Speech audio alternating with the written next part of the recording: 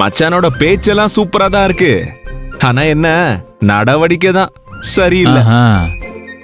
ஒண்ணு இல்ல சிஸ்டர், மச்சான் அவரை பத்தி சொல்லிட்டு இருக்காப்ல. அடடா, உங்க 2 பேரோட சண்டையும் இன்னும் ஒரு முடிவுக்கு வரலையா? அதெல்லாம் அப்படி வராது சிஸ்டர். ஆமா, நான் இப்போ கேக்குறேன்னு தப்பா எடுத்துக்காதீங்க. எப்படி இவன மாதிரி 1ஆம் நம்பர் கஞ்சன் கூட குடும்பம் நடத்துறீங்க? அண்ணன், ஏமா நந்தினி, இப்படிப்பட்ட குடிகாரன் கூட எப்படிமா வாழ்ற? எங்க அண்ணன் குடிகாரரா இருந்தாலும் மத்தவங்களுக்கு ஆபத்துன்னு தெரிஞ்சா அவர் உயிரையும் கொடுத்து ரிஸ்க் எடுத்து காப்பாத்துவாரு. தெரிஞ்சுக்கோங்க. கேட்டியாடா? ஏன்னு மட்டும் என்னவா, பணம் கொடுக்க வேணா யோசிக்கிறவரா இருக்கலாம், ஆனா கஷ்டத்துல இருக்கிறவங்கள காப்பாத்தணும்னா கொஞ்சம் கூட யோசிக்காம உயிரையே கொடுப்பாரு.